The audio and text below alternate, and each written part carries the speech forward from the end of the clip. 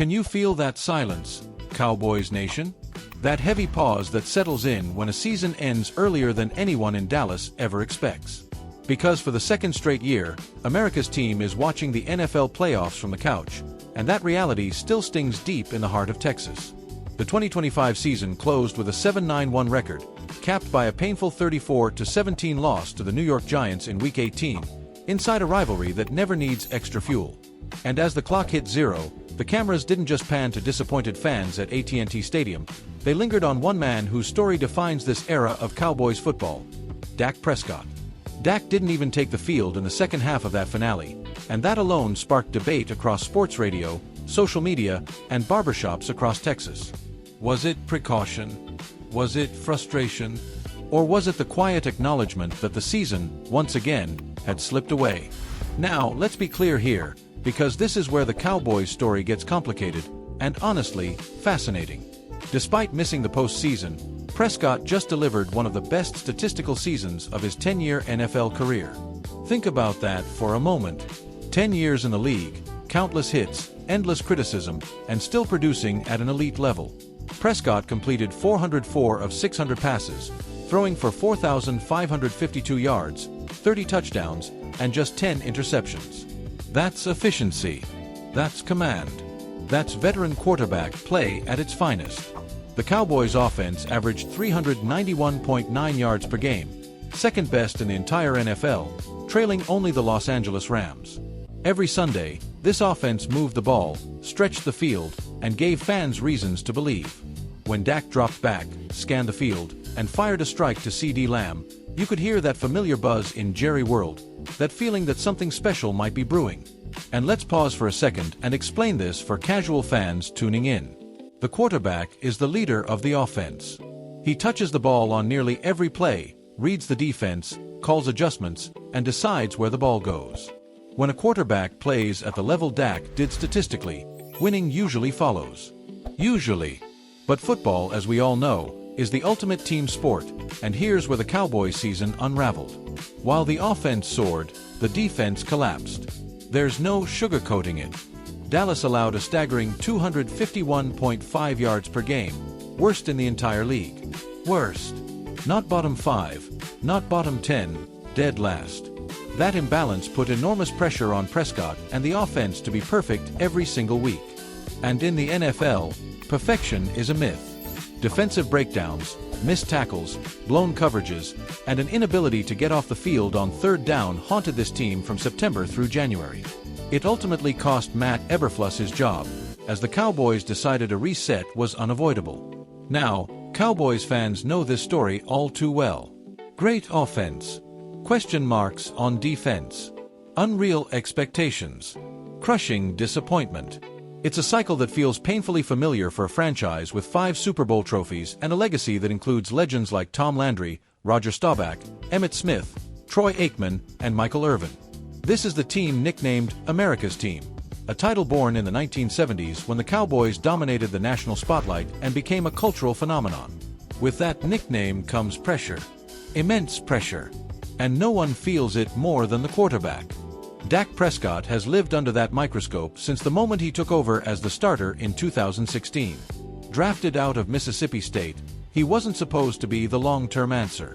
He was supposed to be a backup. Instead, he became the face of the franchise, a locker room leader, and one of the most scrutinized athletes in American sports. Every win is expected. Every loss is magnified. And every playoff miss feels like a personal indictment. So when the season ended, and while fans argued about play calling, roster construction, and coaching decisions, Dak made an announcement that reminded everyone there's more to this story than football. Away from the field, Prescott continues to build a legacy that goes far beyond touchdowns and box scores. Back in 2019, he founded the Faith Fight Finish Foundation, an organization deeply personal to him. It focuses on cancer research and mental health awareness, created in honor of his mother, Peggy Prescott, who passed away in 2013 after battling colon cancer. If you followed Dak's journey, you know how openly he's spoken about loss, grief, and mental health, especially after losing his brother in 2020. That vulnerability changed the conversation around mental health in the NFL, a league that for decades told players to tough it out and keep everything bottled up. This week, Prescott and his foundation announced the launch of the Enough bracelet, created in partnership with Blake Mycoskie, the founder of Tom's. And listen to this, because this part matters. 100% of the profits go directly to mental health organizations that are actively saving and transforming lives. Not a portion. Not a percentage. All of it. Dak himself wears the bracelet, saying it honors his mother, who always made him feel enough, even when the world demanded more. Think about that contrast for a moment. On one hand, a quarterback facing relentless criticism for missing the playoffs. On the other, a man using his platform to tell people they are enough, even in their darkest moments. That's leadership in a different form. That's impact beyond the stat sheet. A source close to the team described Prescott as exhausted, but resolute, saying, he knows the noise. He hears it. But he also knows who he is. And that might be the most important part of this entire story. Because while the Cowboys face an off-season filled with uncertainty, Dak Prescott isn't running from responsibility. He's embracing purpose. Now let's talk football again, because the future of this team is hanging in the balance. The Cowboys still have elite talent. CeeDee Lamb is one of the most dynamic wide receivers in the league, capable of turning a 5-yard slant into a 60-yard touchdown. Micah Parsons remains a defensive force, a nightmare for offensive linemen, even if the unit around him struggled. Trayvon Diggs, when healthy, is a true ball hawk. The pieces are there. The question is whether the organization can finally put them together in a way that matches the standards set by its own history. Around the league, executives quietly acknowledge that Dallas isn't far off. One NFC scout told me, if they fix the defense, this is a playoff team immediately. The offense is already championship caliber. That's not empty praise. That's respect. But respect doesn't hang banners. So where does Dak Prescott fit into all of this moving forward? Contractually, emotionally, and symbolically, he remains the centerpiece.